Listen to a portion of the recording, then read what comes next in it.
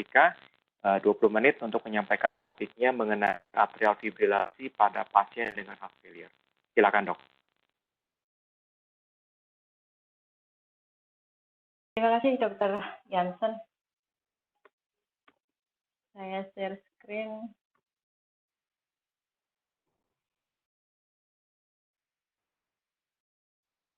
Apakah terlihat, Dr. Jansen? Terlihat baik. Silakan. Oke, terima kasih. Bismillahirrahmanirrahim. Assalamualaikum warahmatullahi wabarakatuh. Selamat malam, teman sejawat sekalian. Malam ini saya mendapatkan tugas untuk menyampaikan suatu materi terkait dengan atrial fibrilasi, suatu irama jantung yang gangguan aritmia yang paling sering, dan khususnya pada malam hari ini saya akan membahas lebih dalam mengenai kaitan atrial fibrilasi dan heart failure, baik itu patofisiologinya ataupun manajemennya. Jadi kita tahu bahwa atrial fibrilasi yang semakin lama semakin tinggi angka kejadiannya, dan resiko untuk terjadinya atrial fibrilasi ternyata ketika usia lebih dari 55 tahun, dari 3 orang itu 1 mengalami atrial fibrilasi, yang tidak selalu menyebabkan keluhan, karena seringkali juga terdeteksinya. Namun memang bahwa atrial fibrilasi ini juga lebih sering terjadi pada laki-laki dibandingkan pada wanita. Dan ini outline yang akan saya sampaikan pada malam hari ini. Yang pertama, bahwa atrial fibrilasi itu mempunyai beberapa faktor resiko yang nantinya akan mempermudah munculnya kondisi aritmia tersebut.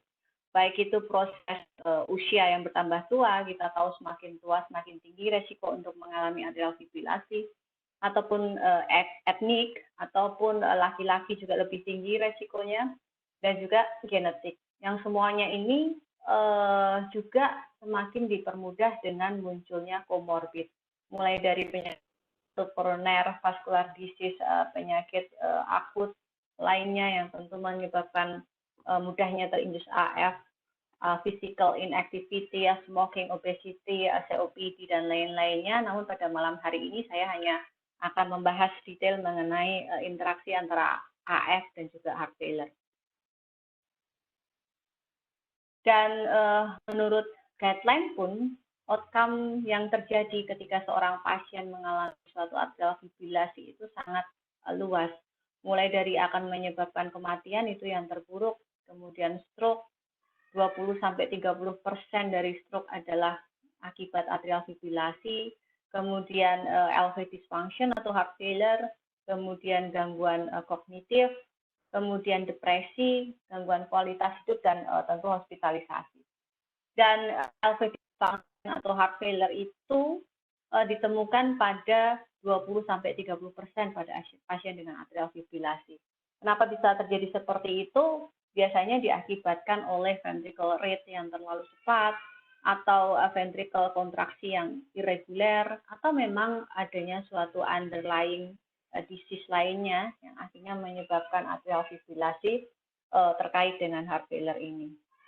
Dan seringkali antara heart failure dan atrial fibrilasi ini memang mempunyai faktor resiko yang sama, baik itu misalnya hipertensi bisa menyebabkan AF dan juga bisa menyebabkan heart failure, ataupun koroner juga bisa menyebabkan keduanya, sehingga seringkali kedua kondisi ini, AF dan heart failure itu terjadi bersamaan pada seorang pasien, yang tentu akhirnya itu akan menyebabkan peningkatan mortalitas pada pasien tersebut. Nah, sebenarnya ini adalah ringkasan dari patofisiologi antara atrial fibrilasi dan heart failure. Apakah ini suatu sebab atau ini suatu konsekuensi? Kadang kita memang sulit untuk menemukan mana yang ayam, mana yang telur, tapi pada prinsipnya selain bahwa dua kondisi ini terkait dengan faktor resiko yang sama, patomekanisme yang mendasari adalah adanya pembesaran left atrium akibat heart failure yang kemudian meningkatkan LA pressure, dan akhirnya ada fungsional mitral regurgitasi, dan juga kemudian akhirnya akan menurunkan atrial compliance dan lain sebagainya, yang tentu akan mengindus munculnya atrial fibrilasi. Di sisi lain, AF itu sendiri akan mengaktifkan fibrosis dan juga neurohormonal yang akhirnya tentu akan saling memperberat heart failure-nya, atau di sisi lain heart failure itu sendiri juga bisa menyebabkan suatu atrial fibrilasi. Yang ini merupakan suatu siklus tidak pernah berhenti. Ketika terjadi atrial fibrilasi, tentu juga terjadi suatu remodeling elektrofisiologi.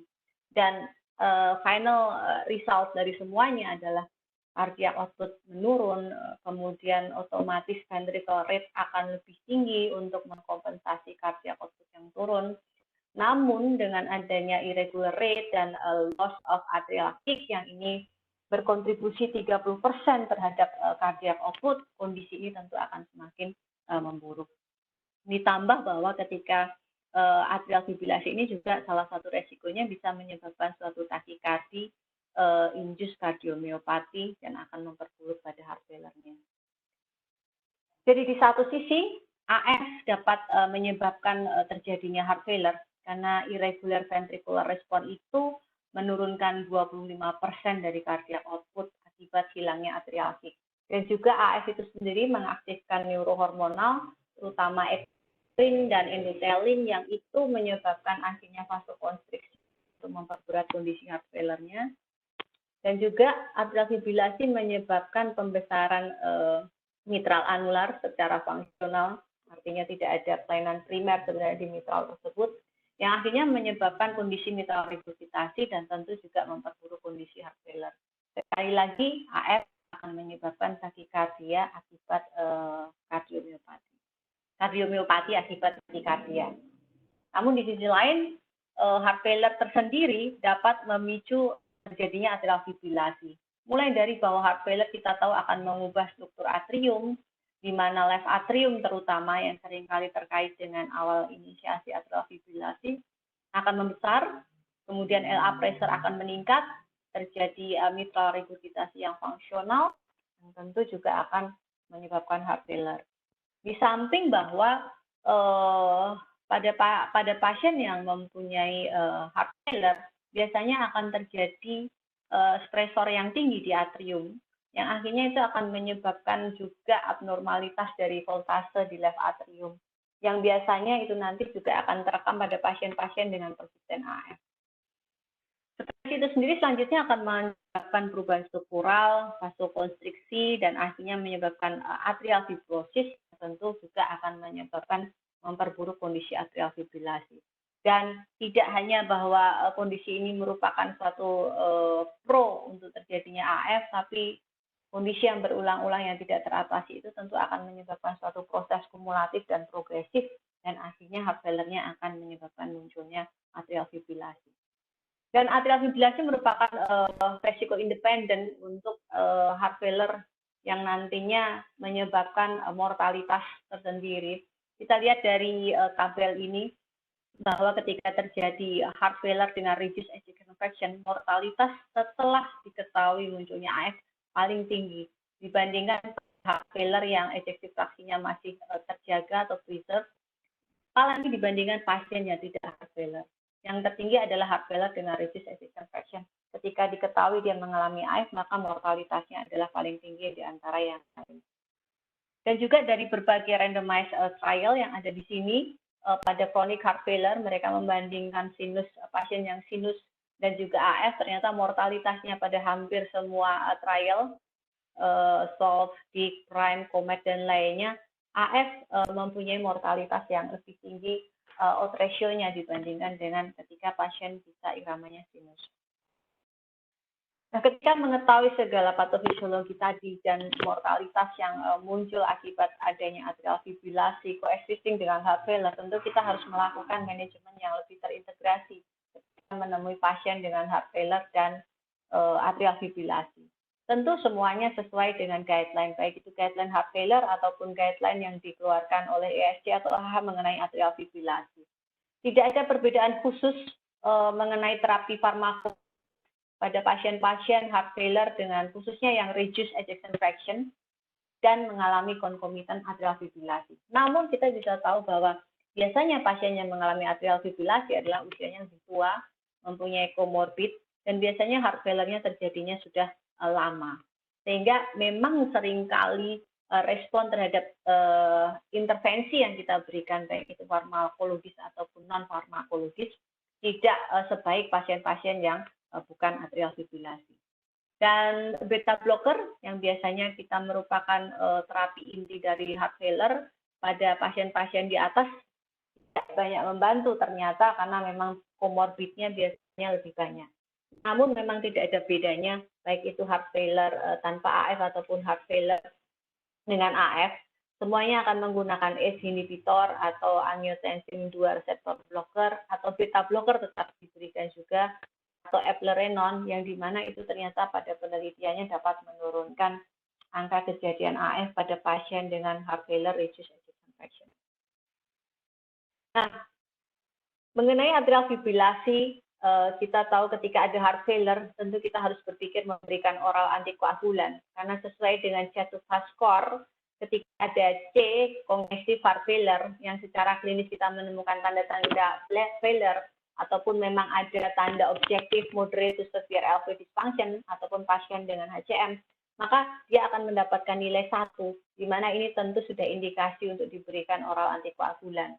Nah, biasanya memang kejadian emboli ini paling tinggi terjadi pada pasien dengan heart failure reduced ejection fraction, sehingga tentu kita harus selalu memberikan oral antikoagulan pada pasien yang mengalami atrial fibrilasi dan memang ada klinis heart failure.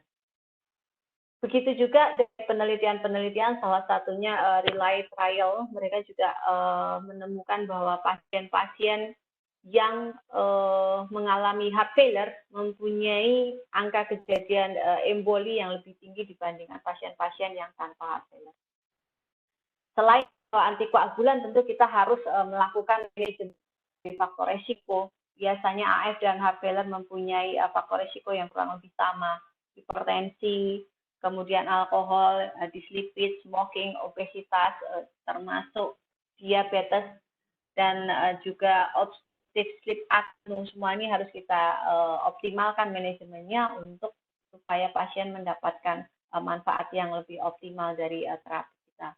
Terutama khususnya bahwa kita harus mengedukasi supaya berat badan pasien juga bisa diturunkan, khususnya untuk populasi yang obes, termasuk hipertensinya juga dikontrol, dan juga obstructive sleep apnea mendapatkan diagnosis dan manajemen yang sesuai. Karena semua ini ketika kita bisa memodifikasi faktor risiko, tentu maintenance untuk sinus sistem jangka panjangnya akan lebih optimal. Nah, bagaimana dengan kita tahu bahwa ketika menemui pasien dengan atrial fibrilasi ada dua strategi kontrol yang kita bisa lakukan, baik itu pada pasien-pasien yang memang sudah ada heart failure apa tidak, kita mulai dari rate control dulu. Seberapa kita akan menurunkan rate pada pasien ketika dia mengalami atrial fibrilasi dan heart failure? Apakah kita mau pakai strict rate control, di mana heart rate-nya mau kita targetkan kurang dari 80, atau kita mau lenient rate control, di mana heart rate-nya sebenarnya cukup 110 saja. Jadi rekomendasi ini dari guideline ESC 2020 yang baru keluar mungkin 3 minggu yang lalu. Mereka merekomendasikan pertama kita sebenarnya cukup mengontrol rate kurang dari 150 saja. Tidak perlu lebih rendah lagi sampai 80 kali per menit. Karena tentunya ketika kita lebih agresif mengontrol rate, kita akan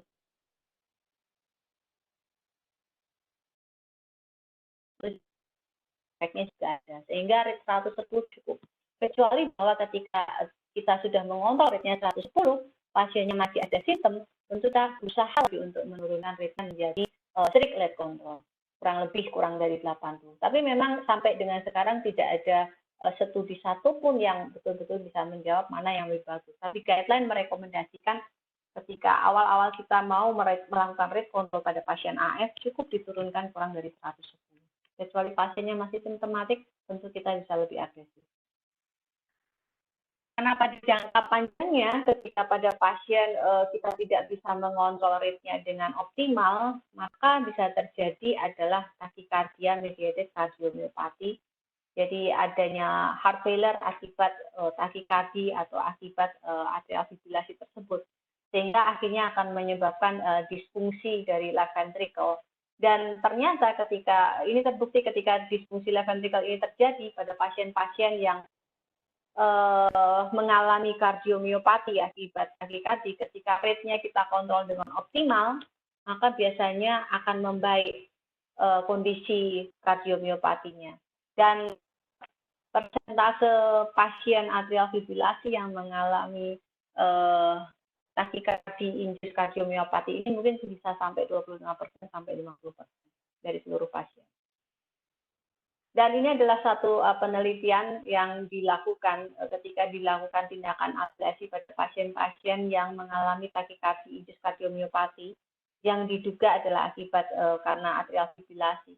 Ketika tadinya rata-rata ejeksi fraksinya 42%, kemudian dilakukan kurang lebih 50 pasien sampelnya, ternyata kebanyakan pasien ejeksi fraksinya membaik menjadi 50. Kemungkinan kardiomiopati adalah karena atrial fibrilasi yang menyebabkan penurunan ejeksi fraksi. Dan kalau misalnya rate control ini tidak bisa tercapai dengan hanya memberikan obat-obatan, memang ada usaha lain yang bisa dilakukan dengan suatu intervensi.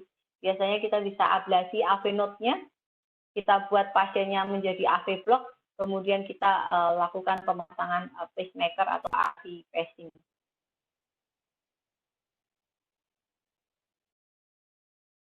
Jangka panjang left ventricle-nya dan menuruni mengalami dengan fungsi.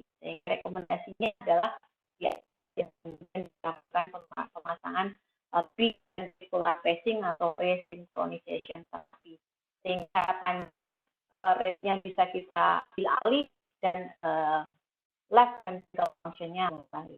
Bagaimana dengan kontrol? Memilih strategi rhythm control pada pasien-pasien atrial fibrilasi yang juga mengalami heart failure, semuanya berdasarkan dengan simptom yang dialami pasien. Tentu kalau pada pasien-pasien heart failure kita juga akan bisa melihat apakah memang heart failure-nya memburuk ketika irama AF-nya hanya kita lakukan rate control saja. Dan kapan kita berusaha untuk menormalkan iramanya ke sinus, dari guideline dikatakan kita akan lebih memilih untuk melakukan rhythm control, termasuk pada pasien-pasien yang heart failure. Kalau usianya lebih muda, hanya memang tidak ditulis batasan muda itu seberapa. Atau memang terdapat episode AF yang pertama kali, atau AF-nya baru-baru saja terjadi. Pasiennya sudah ada documented tachycardia mediated kardiomiopati. Tentu kita harus berusaha menormalkan iramanya ke sinus dengan harapan kardiomiopatinya akan membaik. Atau memang dia ada remodeling yang masih minimal, dilihat dari lavinya atau atrial conduction delay-nya, atau memang pasiennya hanya ada beberapa comorbid atau heart disease, atau rate control-nya susah untuk dicapai, misalnya sudah pakai 2 atau 3 obat anti aritmia, tetap rate-nya tetap rapid, sehingga tentu kita harus berusaha mempertimbangkan sistem kontrol strategis. Atau AF-nya memang karena kondisi akut illness, sehingga kita juga berharap ketika akut illness-nya bisa teratasi, rhythm control tentu akan lebih baik untuk pasien. Kita bahwa pasiennya sendiri yang menginginkan iramanya dikembalikan normal, tentu ini dengan mengedukasi secara detail manfaat dan resikonya. Dan juga jangka panjangnya apa saja yang kita bisa berikan pasien, semuanya, terutama khususnya untuk failure, semuanya kita diskusikan dengan pasien dan nantinya keputusannya tentu sesuai dengan pilihan pasien. Tapi pada intinya adalah kita bisa memberikan obat untuk rhythm control atau kita bisa melakukan tindakan. Obat yang direkomendasikan adalah amiodaron, dronedarone, sayangnya ini belum masuk Indonesia, total juga tidak ada di Indonesia. Rekomendasi yang paling tinggi memang amiodaron dan dronedarone. Namun pasien juga bisa langsung kita edukasi untuk dilakukan tindakan kateter ablasi, karena tentu keberhasilannya dan dibandingkan efek samping obat yang mungkin muncul akibat jangka panjang yang akan dimungkinkan dari amiodaron, tentu pasien bisa kita edukasi untuk dilakukan tindakan kateter ablasi. Maaf dok, waktu tinggal 2 menit lagi. Iya. Ini adalah randomized trial dari kateter ablasi pada pasien dengan atrial fibrilasi dan ternyata hampir semuanya menunjukkan perbaikan dari left ventricle ejection fraction. Artinya bahwa memang kateter ablasi bisa kita jelaskan ke pasien bahwa itu merupakan suatu pilihan untuk strategi rhythm control ketika pasiennya memang memenuhi kriteria yang tadi saya sebutkan.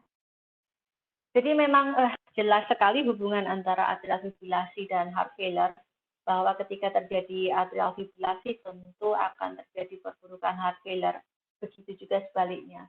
Dan akhirnya akan terjadi peningkatan mortalitas pada pasien. Dan yang kedua khususnya untuk manajemen untuk semua pasien, tentu kita harus memberikan oral antikoagulan, karena ketika ada heart failure, jet to fast akan satu, maka kita indikasi untuk diberikan oral antikoagulan. Namun kita juga harus melakukan modifikasi gaya hidup, termasuk memberikan terapi sesuai dengan guideline yang rekomendasinya.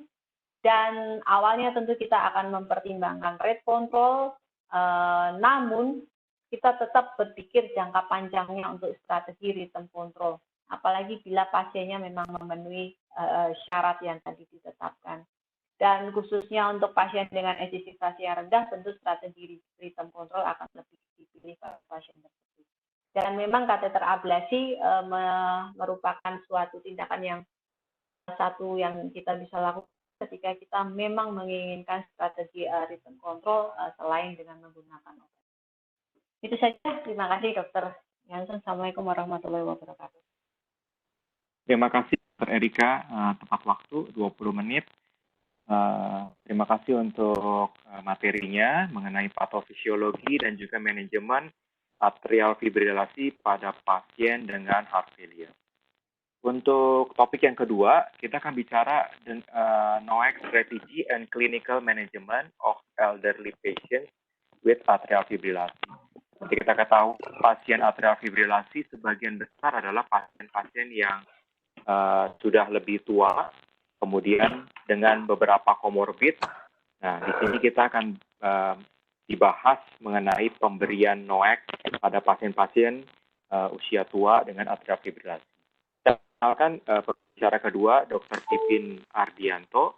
Dr. Pipin menyelesaikan pendidikan kedokteran dan juga spesialisnya di Fakultas Kedokteran Universitas Diponegoro, Semarang, dan menyelesaikan pendidikan fellowship di bidang elektrofisiologi di Harapan Kita Jakarta. Saat ini aktif bekerja sebagai kardiologis dan juga konsultan elektrofisiologis di Rumah Sakit Karyadi dan juga di Rumah Sakit Islam Sultan Agung Semarang. Untuk waktu 20 menit, silakan Dr. Pipin materinya. Ya, terima kasih Dr. Jansen. Apakah suara saya terdengar? Jelas. Ya, oke. Okay.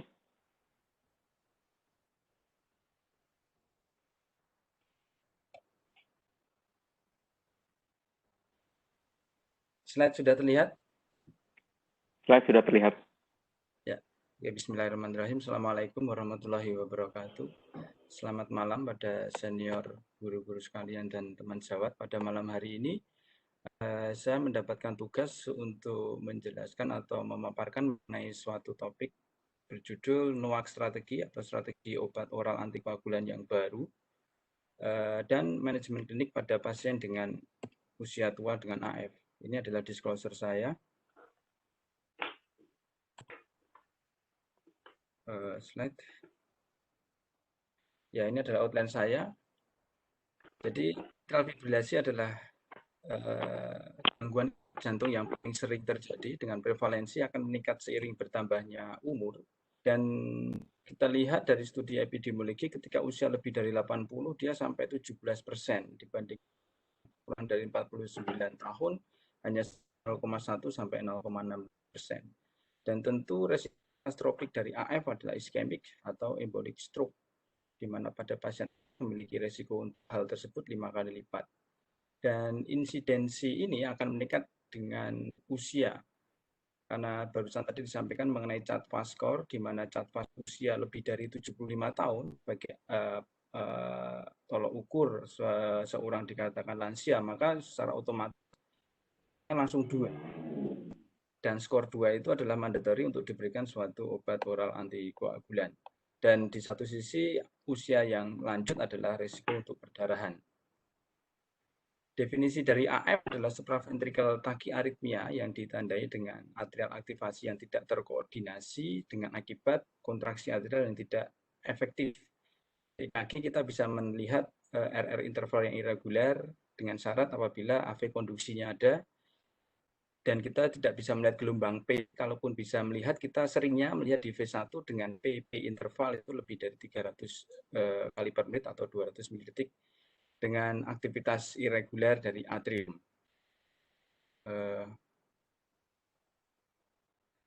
Dari saya rasa ini slide-nya masih cukup relevan bahwa saat ini 3 pilar utama dari AF adalah rhythm control dan rate control, tadi disampaikan oleh Dr. Erika, dan berikutnya stroke prevention.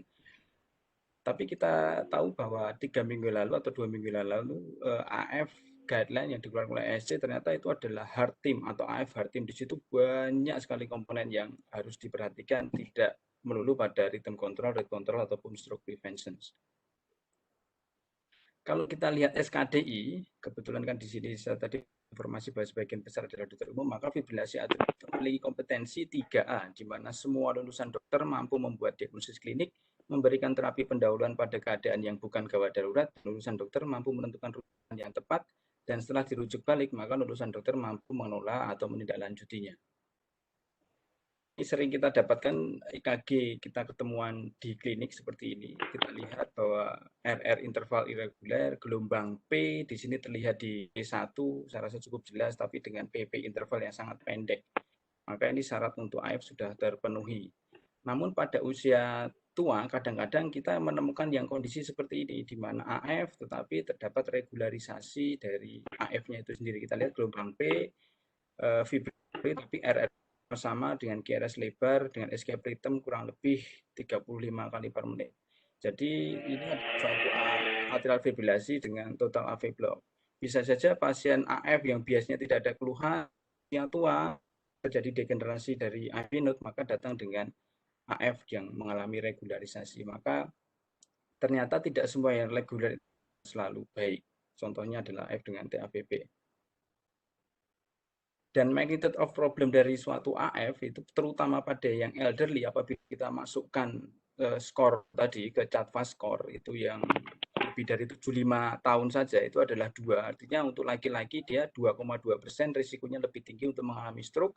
Sedangkan pada wanita ada tambahan 1 seks kategori yaitu female, maka risiko menjadi 3,2% dibandingkan yang tidak ada AF. Tapi kita tahu bahwa pasien usia tua tidak hanya usia saja, dia membawa komorbid yang banyak, tentu iskemik stroke-nya akan meningkat. Dan mortalitas juga akan meningkat. Di Inggris kalau kita terapkan pada HASBLED, nilai usia lebih dari 65 tahun kita kasih poin 1, maka paling tidak dia akan mengalami resiko bleed sekitar 1% dibandingkan yang tidak ada usia tua. Nah, kenapa kok bisa terbentuk clotting seperti yang kita ketahui bahwa ada trias Virchow yang dasarnya yaitu laminer dari suatu aliran yang berubah menjadi turbulen, aktivasi dari faktor koagulasi, terus kemudian adanya disfungsi endotel. Makanya pendekatan manajemen dari AF itu tidak melulu bagaimana kita melakukan atau mencegah tromboemboli, tetapi kita juga harus melakukan perubahan bagaimana upstream terapi, mulai dari tadi disampaikan mengenai hipertensinya, diabetesnya, karena itu akan menyumbang sustain dari suatu AF. Kadang-kadang kita ketika bertemu dengan pasien usia tua, usia 80 tahun, ketika kita memberikan antikoagulan dan terjadi perdarahan, maka seolah-olah kita akan berpikir bahwa ini kesalahan saya, sehingga kenapa pada pasien ini saya kasih antikoagulan? Karena ternyata akibatnya adalah berdarah. Tapi di satu sisi yang lain, ada yang tidak adil ketika pasien itu 80 tahun dengan AF, terus kemudian decision kita tidak memberikan antikoagulan dan ternyata risikonya tinggi untuk stroke, dan ketika stroke maka seperti ada stigma bahwa kalau usia tua dengan stroke ya udah saatnya, atau ini karena takdir. Jadi ini adalah suatu hal yang bisa terjadi saja di dalam kehidupan atau praktek klinik kita sehari-hari. dari beberapa tulisan yang mengatakan bahwa pemberian obat oral antikoagulan pada usia lansia itu ada beberapa alasan kenapa terjadi inersia, di mana sebagian besar itu terjadi karena resiko untuk jatuh. Ada prognosis yang jelek, umpamanya dengan komorbid yang sehingga jelek, sehingga dokter atau physician mengalami inersia untuk memberikan antikoagulan. Ada riwayat perdarahan, ada partisipasi dari dari famili yang menolak setelah kita berikan edukasi bahwa pasien membutuhkan obat oral antikoagulan tapi di satu sisi memiliki risiko perdarahan, biasanya sebagian kecil pasien juga akan menolak, atau ada usia tua atau bahkan demensia ketika risiko untuk attach terhadap suatu terapi menjadi berkurang. Nah, sebelum era NOAC itu kita kembali ke tahun 94, suatu studi stroke prevention in AF2 ini sebagai lanjutan dari SPAF1, di mana SPAF1 juga secara ini terbukti bahwa pasien AF juga menderita suatu stroke meskipun pada SPAF1 itu eventnya cukup kecil. Dilanjutkan SPAF2 di mana SPAF2 dia mencoba mencari pada pasien yang lebih tua. Dari SPAF2 ini menggunakan regimen aspirin 325 mg dibandingkan warfarin dengan INR 2 sampai 4,5. Tapi dari hasilnya memang terdapat kecenderungan penurunan angka stroke dan sistemik emboli pada pasien dengan warfarin dibandingkan dengan aspirin, tetapi tidak signifikan. Tapi yang temuan menarik di sini bahwa ternyata tahun 94 itu diketahui bahwa peningkatan usia ini merupakan suatu faktor yang akan menyebabkan seseorang dengan AF tadi mengalami atau menjadi risiko iskemik dan atau risiko berdarah kranial. Setelah bertahun-tahun sampai kurang lebih 13 tahun berikutnya ada studi yang landmark mengenai AF pada usia tua, yaitu BAFTA, Birmingham AF Treatment in the Age, yang dipresentasikan di European Stroke Conference di 2007, itu setelah studi-studi dari SPAF tadi menemukan dosis yang lebih ideal untuk aspirin dan warfarin, itu membandingkan aspirin 75 mg dengan warfarin dengan INR 2 sampai 3. Temuannya pada saat itu adalah bahwa warfarin secara absolut dia menurunkan risiko 2%, yang awalnya dari aspirin tadi kita lihat 3,8 menjadi 1,8, dengan number needed to treat, nah NNT atau number needed to treat-nya untuk mencegah stroke dan SEE itu sangat bagus ini 50. Jadi kita hanya perlu berdasarkan BAFTA ya memberikan warfarin ya. Halo. Halo. Lanjut, Dokter Vito. Oh, maaf. Sehingga kita hanya perlu memberikan warfarin pada 50 subjek elder dengan AF, maka kita akan bisa melindungi stroke pada 1 di antara 50 pasien tadi. Nah, yang paling menarik pada trial BAFTA ini adalah ternyata major extracranial maupun all major hemorrhage di antara dua regimen ini, warfarin dan aspirin, itu tidak berbeda bermakna. Artinya warfarin maupun aspirin sama-sama meningkatkan risiko perdarahan, tetapi secara klinis dia menurunkan risiko stroke seperti slide yang sebelumnya. Nah, ini pada saat itu temuan itu berbeda dengan meta-analisis yang dilakukan oleh Van Balreven dan kawan-kawan, mengatakan bahwa ternyata tahun 2002 itu pasien AF elderly itu diberikan aspirin lebih aman untuk terjadinya stroke atau stroke hemorrhagic, ataupun extracranial bleeding dibandingkan dengan warfarin. Tapi temuan dengan BAFTA ini menimbulkan horizon yang baru oleh para ahli, sehingga dilanjutkan oleh penelitian-penelitian sebelumnya dengan menggunakan warfarin. Nah, kurang lebih setelah penelitian itu timbul perspektif baru dalam stroke prevention AF di tahun 2007 sampai 2010, di mana placebo jelas tidak akan menurunkan stroke ataupun mencegah perdarahan. Aspirin ini menurunkan stroke dibandingkan placebo, tetapi tetap berdarah, tapi kurang berdarah, artinya less bleeding, di mana kombinasi aspirin dan clopidogrel stroke-nya kembali jauh menurun, tapi tetap ada risiko untuk stroke di sana.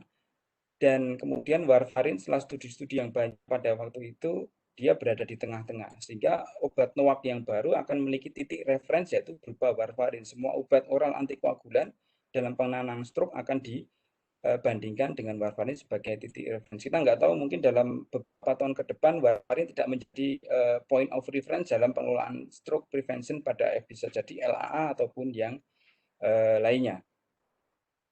Nah, ketika trial warfarin itu, maka tahun 2010 itu waktu itu pasien AF itu adalah skornya menggunakan CHAT saja. Apabila lebih dari 2 maka menggunakan OAC, tetapi pada sini kita lihat di usia 75 apapun CHAT-nya maka dia diharapkan atau dianjurkan untuk menggunakan OAC berdasarkan temuan-temuan penelitian sebelumnya. Dan tahun 2017 dipublikasi selama 7 tahun registry pada pasien AF di Eropa yang elder atau usia tua terhadap kepatuhan terhadap guideline ESC tahun 2010 tadi. Dikatakan bahwa di situ mulai membaik kepatuhan physician atau para dokter terhadap guideline, terutama di Eropa, di mana kita lihat angka pemberian VK 80% pada pasien AF usia tua. NOAC memang sedikit karena waktu itu NOAC belum ada ketika guideline 2010 itu dikeluarkan. Dan ternyata determinan atau apa faktor-faktor yang menyebabkan para physician menggunakan obat aril antikoagulan di pasien AF dengan usia tua adalah riwayat stroke, adanya riwayat gagal jantung, adanya riwayat tekanan darah tinggi, dan khusus pada AF di sini ternyata sebagian besar pada studi registry tersebut digunakan pada yang permanen AF.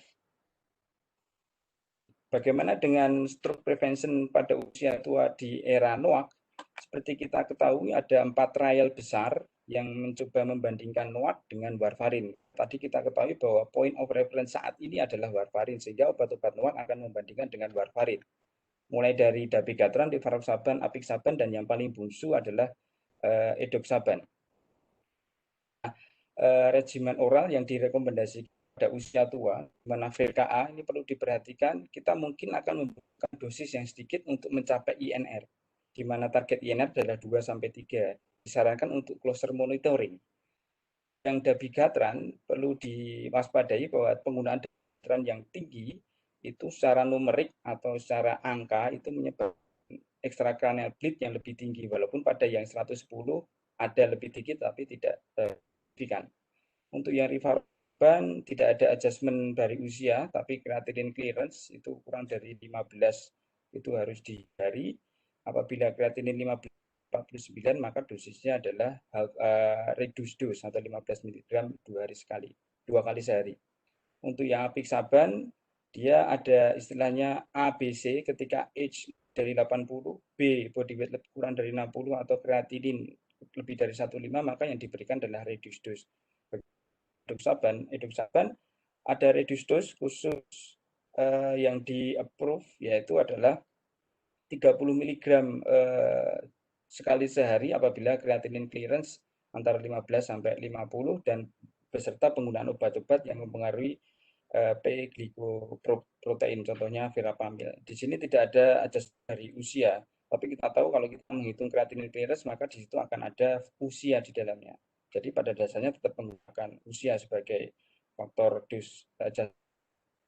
Nah, dari keempat studi besar tersebut, kemudian dilakukan meta-analisis khusus pada yang usia tua. Ternyata usia tua bukan merupakan faktor yang mengakibatkan stroke prevention itu menjadi lebih rendah. Kita lihat di sini ternyata yang usia kurang dari 75 maupun lebih dari 75, signifikansinya P dengan 0,38 dengan value atau confidence interval melewati angka 1. Artinya tidak ada perbedaan bermakna untuk stroke dan systemic embolic event prevention pada pasien dengan AF pada usia kurang dari atau lebih dari 75. Bagaimana dengan major bleed? Di sini juga sama, tidak ada perbedaan yang bermakna antara pasien kurang dari 75 dan lebih dari 75 berdasarkan meta-analisis dari keempat obat NOAC yang baru itu. Nah, ini mencoba dipilah-pilah lagi dari keempat obat NOAC tadi. Kalau kita lihat di sini, maka untuk stroke atau sistem emboli itu relatif non-inferior atau menyentuh angka 1 di sini. Artinya tidak kalah dibandingkan dengan warfarin. Kalau dabigatran di sini ya 150.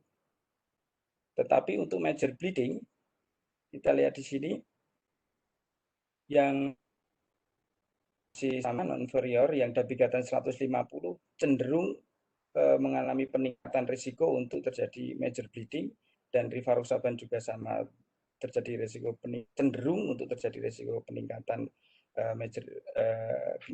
Namun demikian tidak demikian pada alpixaban, sedangkan pada edoxaban dia di tengah-tengah atau non-inferior. Nah, yang menarik di sini adalah intracranial hemorrhage. Hampir semua NUAP itu pada yang usia tua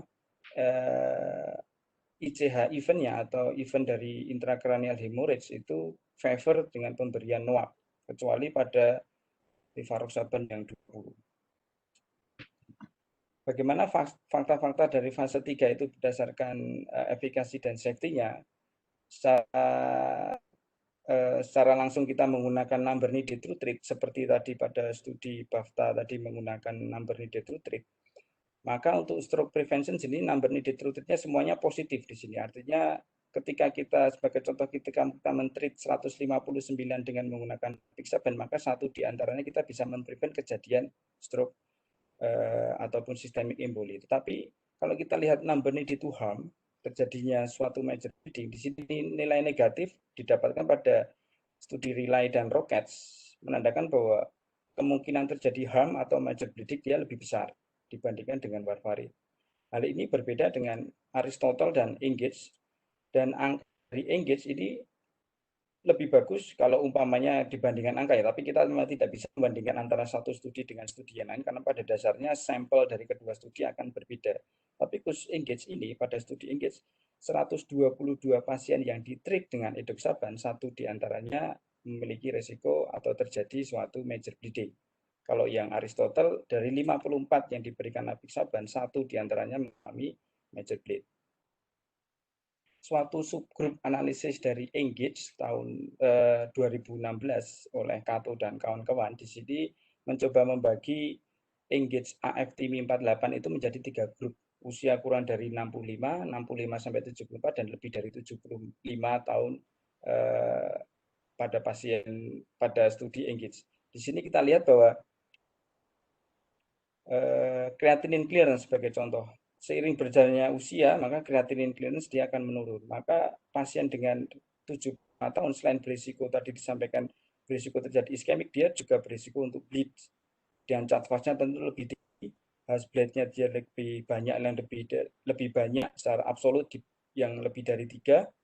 Terus kemudian dan di sini TTR-nya atau time therapeutic range-nya lebih tinggi. Seperti tadi ketika kita menggunakan VKA atau warfarin pada usia tua, maka kita membutuhkan dosis yang sedikit untuk mencapai INR. Sehingga pada usia tua TTR-nya lebih mudah untuk dicapai. Pipin, waktu tinggal 3 menit lagi. Oke, siap. Bagaimana efikasi tadi menyambung yang sebelumnya, mencoba dipecah-pecah dari Engage AF TIMI trial tadi, di usia 65 dari ketiga grup, maka kita tidak menemukan adanya modifikasi di antara grup. Stroke-nya masih sama, artinya tidak berubah, di mana usia lebih dari 75 lebih bagus ataupun lebih jelek untuk stroke prevention juga tidak, iskemik juga sama, hemorrhagic stroke juga sama, dan fatal stroke juga sama. Di rentang usia studi AF Engage trial ini, maka usia itu tidak memiliki atau tidak menjadi risiko modifikasi untuk beneficial maupun suatu risiko perdarahan pada pasien AF. Dan juga major bleed, intracranial hemorrhage, fatal bleed maupun major GI bleeding di sini kita melihat bahwa tidak ada modifikasi dari usia di sini. Intracranial hemorrhage malah mencengangkan, pada usia lebih dari 75 dia lebih rendah. Fatal juga dia lebih rendah apabila dibandingkan usianya, tapi secara umum dia tidak bermakna. Dan yang major GI bleed memang secara statistik dia juga tidak bermakna berdasarkan kelompok kategori usia. Seperti tadi bahwa dikatakan bahwa terdapat treatment inersia, di mana treatment inersia itu disumbang karena risiko jatuh. Dari AF Engage itu juga dilakukan subanalisis, ternyata dari studi yang berjumlah populasi atau subjek penelitian sampai 21.000 pasien tadi, 900 diantaranya dia memiliki risiko untuk jatuh berdasarkan beberapa kriteria yang tercantum di sini. dan dilakukan subgroup analisis apakah ada perbedaan pada pasien usia tua dan risiko jatuh. Oh ternyata bagaimana outcome baik primary efficacy maupun primary safety-nya. Ternyata dari sini tidak ditemukan modifikasi juga, artinya pasien dengan risiko jatuh pun tidak ada modifikasi lebih jelek untuk terjadinya suatu hemorrhagic stroke, untuk terjadi intracranial stroke, atau fatal bleed, ataupun major bleed yang lain. Artinya, dari studi AF Engage ini dikatakan aman pada pasien usia tua dengan risiko jatuh. Sebagai konklusi bahwa usia itu adalah faktor risiko untuk kejadian suatu tromboemboli pada pasien AF, begitu juga merupakan faktor risiko untuk terjadinya perdarahan, dan antikoagulan merupakan standard of care atau merupakan terapi standar pada pasien AF untuk mencegah suatu stroke. Dan dari studi Engage dikatakan bahwa edoxaban memberikan non-inferiority atau hasil yang hampir sama dibandingkan warfarin untuk mencegah stroke, terutama pada pasien usia tua. Dan tadi disampaikan di subanalisisnya bahwa edoxaban itu memberikan keuntungan dalam mengurangi hampir semua major bleed kecuali tadi GI bleed, di mana GI bleed pada edoxaban dia cenderung untuk bergeser ke kanan. Demikian yang bisa saya sampaikan. Assalamualaikum warahmatullahi wabarakatuh. Terima kasih, Dr. Pipin, untuk paparan materinya. Untuk selanjutnya kita akan masuk ke dalam Q&A. Sekali lagi kepada sejawat sekalian, bila ada pertanyaan boleh masuk di kolom Q&A, kemudian boleh ketik pertanyaan di situ, nanti akan dicoba dijawab untuk dijawab oleh Dr. Eka ataupun Dr. Pipin. Sudah ada beberapa pertanyaan yang masuk, mungkin bisa saya sampaikan di sini. Pertanyaan pertama untuk Dr. Erika dari Dr. Riki Utagalung menanyakan apakah golongan obat digitalis masih dapat digunakan untuk rate control pada pasien dengan atrial fibrilasi? Terima kasih.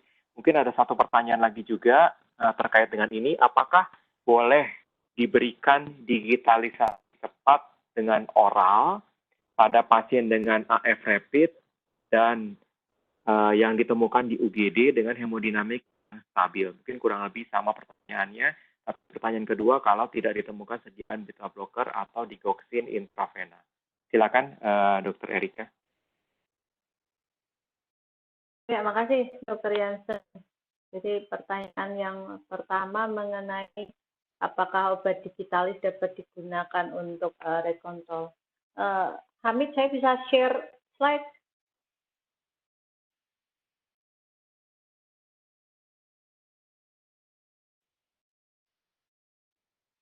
Hamid?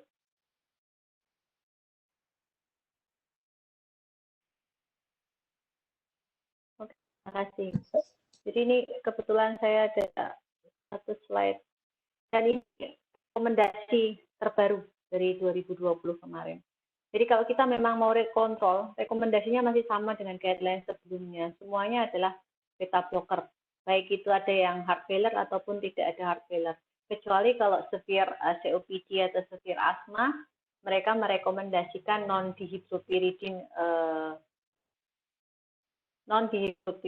calcium channel blocker, diltiazem atau verapamil. Kalau misalnya beta blocker itu tidak respon, artinya adalah suboptimal rate control, heart rate-nya masih lebih dari 150, pilihannya kita bisa menambahkan obat lain. Dan di sini memang ada tempatnya digoxin. Masih digoxin nggak respon, kita bisa tambahkan juga amiodaron. Jadi biasanya kita bisa pakai 2 atau 3 obat, tentu dengan pengawasan ketat kalau memang kita mau memberikan lebih dari 1 anti aritmia. Apalagi digoxin kita tahu time therapeutic range-nya sempit, bisa terjadi digoxin intoksikasi, terutama kalau kreatininnya jelek atau ada gangguan elektrolit. Amiodaron pun juga ada side effect-nya juga. Digoxin dan amiodaron kita harus pantau betul kondisi klinis pasien. Sehingga itulah kenapa mungkin first line-nya adalah beta blocker, karena pada pasien-pasien dengan heart failure memang itu yang terbukti mempunyai efek untuk menurunkan morbiditas dan mortalitas jangka panjangnya nanti. Dan digoxin amiodaron kita simpan untuk second line treatment kalau misalnya dengan beta blocker tidak bisa tercapai. Kemudian pertanyaan yang kedua mengenai apakah kita bisa memberikan digitalisasi cepat. Betul, digitalisasi cepat. Kalau misalnya memang digitalisasi cepat, semua obat kalau kita tujuannya untuk akut event dan kita membutuhkan efek cepat memang harus intravena. Tapi mungkin kendalanya di beberapa daerah tidak ada obat intravena, apalagi beta blocker intravena. Digitalisasi intravena juga tidak semua ada. Sehingga kalaupun memang pilihannya mau digoxin oral, bisa diberikan, tapi tentu efek onset of action-nya kita menunggu bisa sampai 2 jam untuk berharap efeknya kelihatan pada klinis pasien. Itu Dr. Jansen. Oke, terima kasih Dr. Erika untuk jawabannya. Mungkin sebentar Dr. Jansen, mungkin kalau memang kita ada satu obat oral yang kalau memang kita tujuannya pada pasien atrial fibrilasi dan kita malah bisa juga mendapatkan manfaat kalau kita mau rhythm control, artinya menormalkan AF-nya dengan obat oral, yaitu dengan propafenone. Dan sediaannya ada di Indonesia. Tapi harus dilihat betul bahwa pasiennya tidak ada coronary artery disease dan tidak ada heart failure, karena kalau ada itu sebaiknya dihindari. Karena propafenone ini golongan antiaritmia kelas 1C, dan dia seringkali disebut sebagai pill in the pocket. Jadi untuk pasien-pasien atrial fibrilasi yang paroksismal, pasien biasanya kita bekali dengan propafenone sepanjang sekali heart failure, nggak ada coronary artery disease. Seperti kalau koroner kita bekali dengan isosorbit nitrat di bawah lidah, tapi kalau pasien AF kita bekali dengan propafenone dan sekali minum dia bisa langsung 3 tablet atau 4 tablet, sehingga itu sekitar 450 mg. Sekali minum, dan biasanya dalam waktu 3 jam AF-nya kalau memang dia pasien akan convert to sinus. Dan itu oral. Itu aja Dr. Jansen. Terima kasih Dr. Erika untuk jawabannya. Lanjutnya ada pertanyaan untuk Dr. Pipin. Ini mungkin 2 pertanyaan dari Dr. Yanuar. Pertama, bagaimana jika terdapat major bleeding pada elderly yang mendapat NOAC sementara kita tidak punya antidotum, dan bagaimana strategi untuk menginisiasi pemberian NOAC kembali. Kemudian pertanyaan yang kedua mengenai pemberian NOAC pada pasien AF dengan CKD on HD. Silakan Dr. Pipin, waktunya untuk 2 pertanyaan ini. Ya, halo, apakah suara saya terdengar? Terdengar, silakan. Ya. Tadi yang pertama saya kurang dengar, apa ya Dr. Jansen ya? Pertanyaan pertama. Ya, yang pertama, bila terdapat major bleeding pada elderly yang mendapatkan NOAC, sementara tidak major bleeding. Oh, major bleeding, ya. Padahal kita tidak ada antidotumnya. Kira-kira tata laksananya bagaimana? Apabila didapatkan major bleeding pada elderly. Silakan. Ya. Untuk yang pertama tadi major bleeding pada elderly ya, yang dimaksud dengan major bleeding itu ada beberapa kriteria yang harus terpenuhi, diantaranya apabila bleed itu terjadi pada organ yang vital. Apakah suara saya terdengar? Jelas dok. Ya, apabila terjadi perdarahan di organ yang vital seperti intraspinal, intrakranial maupun organ penting yang lainnya. Terus kemudian ada fatal bleed, di mana bleed itu akan terjadi dalam 24 jam kemudian atau menjadi berujung pada kematian, atau perdarahan, di mana perdarahan itu mengakibatkan penurunan HB sampai 2 gram per sen. Nah, yang bisa dilakukan adalah tentu yang pertama kita harus menghentikan NOAC-nya, dan kita cari tahu kapan terakhir NOAC itu mulai diingesti. Dan kalau masih awal-awal ingesti, mungkin kita bisa memberikan dikatakan di situ karbon untuk menghambat absorpsi dari NOAC. Dan apabila bleedingnya sampai mengakibatkan gangguan hemodinamik, memang sampai saat ini itu tidak ada suatu antidot khusus untuk sebagian besar NOAC kecuali dabigatran, tapi saya rasa namanya agak susah, yaitu idarucizumab atau Praxbin itu saya belum pernah dengar di Indonesia. Tetapi untuk yang NOAC yang lainnya itu memang tidak ada suatu antidotum yang khusus. Nah, tapi pada kondisi yang mengancam jiwa atau hemodinamik yang tidak stabil, kita bisa mengelola sebagai pasien dengan shock hipovolemik. Kita bisa memberikan volume expander, kita bisa memberikan protrombin konsentrat, dan juga dikatakan dari studi per studi protokol itu sebagian besar studi protokol apabila terjadi major bleed maka diberikan asam tranexamat. Itu yang pertama, Dr. Jansen. Yang kedua tadi apa, Dr. Jansen? Pertanyaan kedua mengenai pemberian NOAC pada pasien dengan CKD on HD. Ya, sampai saat ini pasien dengan CKD on HD itu tidak ada bukti yang menunjukkan bahwa ini bisa diberikan. Karena trial-trial semua itu menggunakan CKD on HD sebagai faktor eksklusinya. Sehingga pada pasien yang seperti ini itu penggunanya off-label pun mau diberikan tentu dengan dosis yang cukup rendah. Kalau mau diberikan selain NOAC mungkin warfarin lebih bisa berperan atau bisa digunakan pada kondisi CKD on HD. Tetapi yang jelas pada NOAC pemberian pada CKD on HD itu off-label, artinya tidak ada rekomendasi mengenai hal itu. Bahkan di guideline yang terbaru pun CKD on HD itu termasuk yang kelas 3 diberikan NOAC. Jadi memang tidak ada secara rekomendasi guideline. Bahkan di trial pun dia dieksklusi. Baik, terima kasih Dr. Pipin. Ini ada pertanyaan lagi untuk Dr. Erika, mungkin bisa dibantu Dr. Erika untuk menjawab. Kira-kira apakah penata laksanaan pasien yang datang ke UGD dengan ADHF dan gambaran EKG dengan AF rapid? Silakan Dr. Erika.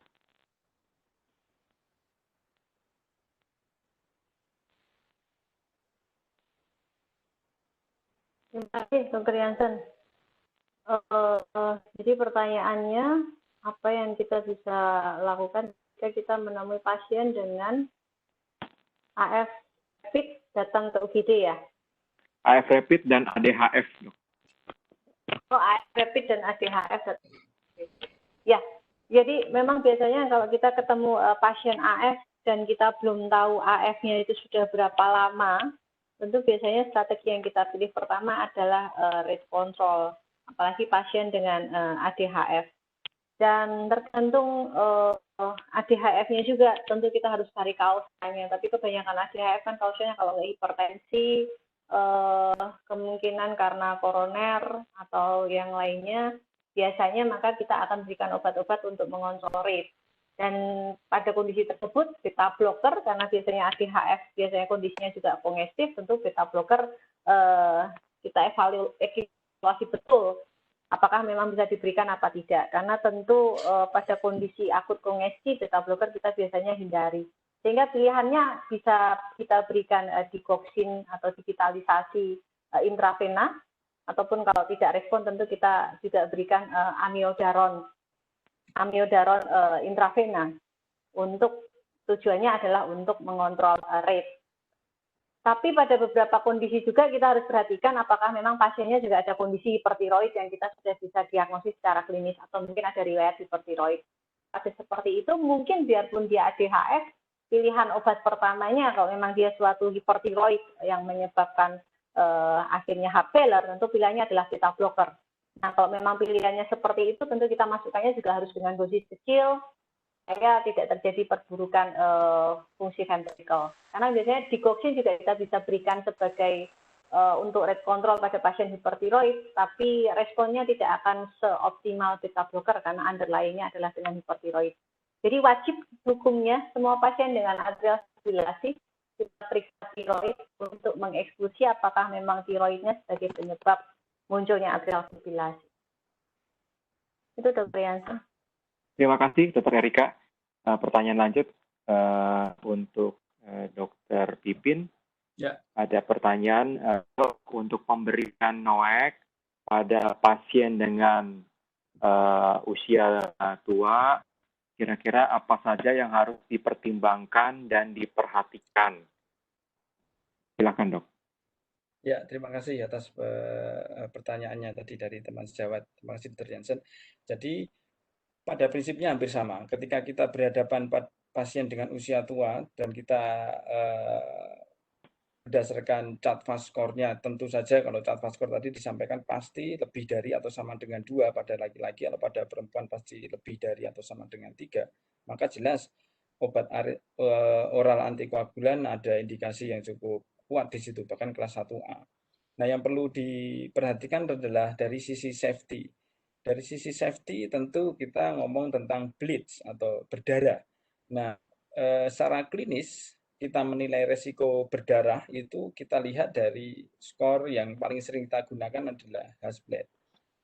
Ketika kita memberikan pasien usia tua AF dengan obat oral antikoagulan, maka sebisa mungkin kita mengkontrol berbagai poin-poin yang berada secara klinis ya. Kalau saya pribadi yang ada pada Hasbled, mulai dari hipertensi, terus kemudian renal function, terus kemudian kalau labil INR pada pasien dengan pemberian obat vitamin K antagonis, kita encourage untuk menghentikan alkohol dan lain-lainnya. Kita manage obat-obatan yang kira-kira bisa memberikan dampak peningkatan perdarahan, maka kita harus lakukan semua itu. Terutama pada poin-poin yang berimplikasi pada peningkatan bleed, terutama pada Hasbled tadi. Mungkin itu, Dr. Jansen. Oh, terutama ini ya, kalau di usia tua disarankan untuk lebih sering dievaluasi serum kreatinin dan ureum, karena itu akan menentukan sekali kejadian perdarahan. Jadi studi-studi subanalisis mengatakan bahwa pasien usia tua itu terjadinya perdarahan lebih sering atau dikatakan berhubungan dengan peningkatan serum level dari kreatininnya. Maka sebelum atau pada saat pemberian obat oral antikoagulan yang baru ini, maka pemeriksaan kreatinin sebaiknya lebih didekatkan atau lebih dirutinkan, mungkin 2 bulan sekali atau 3 bulan sekali. Itu, Dr. Jansen. Terima kasih. Oke, baik. Terima kasih, Dr. Pipin. Ini ada satu pertanyaan lagi untuk Dr. Pipin. Untuk elderly dengan riwayat stroke hemoragik, apakah vitamin K antagonis masih ada tempatnya? Silakan, Dok. Ya, ini memang topik yang menarik. Seringkali kita bertemu di klinis itu, bukan seringkali, kalau kita ketemu ini akan menjadi dilema. Artinya intracranial hemorrhage itu kita berhadapan pada 2 problem. Yang satu tadi tentu pada pasien dengan AF usia tua tadi. Yang kedua, bagaimana evakuasi dari hemorrhage. Itu pasien akan dilakukan operasi, kraniotomi, dan lain-lainnya tentu akan membawakan risiko berikut-berikutnya untuk pasien usia tua.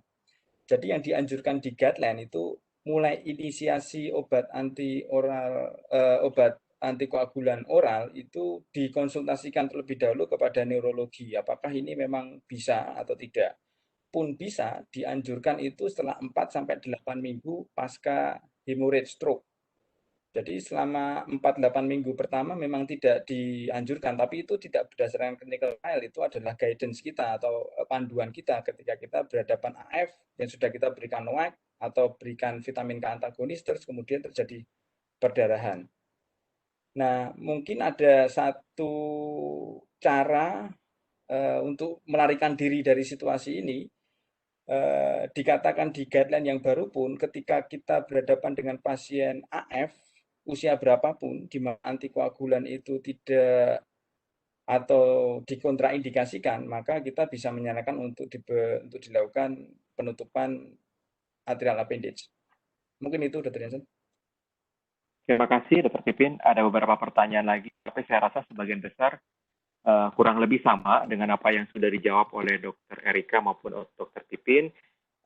Waktu yang kayaknya membatasi webinar kita pada malam hari ini. Sekali lagi terima kasih untuk kedua pembicara, Dr. Erika, Dr. Pipin, dan juga terima kasih untuk semua peserta yang sudah setia mengikuti webinar kita pada malam hari ini. Saya kembali ke Dr. Farah. Silakan Dr. Farah. Baik, terima kasih saya ucapkan kepada Dr. Jansen, kepada Dr. Erika, dan juga kepada Dr. Pipin atas ilmunya pada malam hari ini. Selanjutnya, saya meminta kepada para peserta untuk mengisi form feedback kita yang untuk linknya akan tertera di layar monitor.